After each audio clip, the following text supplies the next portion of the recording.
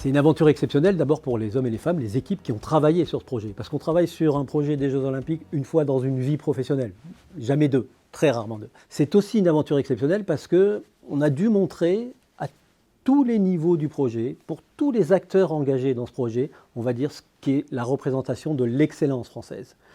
C'est sur les matériaux, sur l'environnement, sur l'accessibilité, sur l'espace public, sur la qualité de l'habitat, sur les délais, sur les modes constructifs, c'est à chaque fois l'excellence française sur la manière de faire la ville.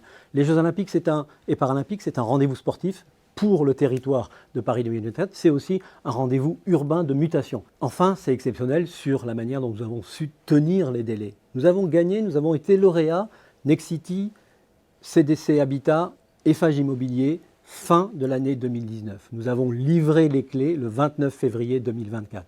Jamais dans nos métiers, nous construisons, réalisons aussi rapidement. La question du calendrier de cette aventure, à elle seule, donne le caractère exceptionnel de ce projet.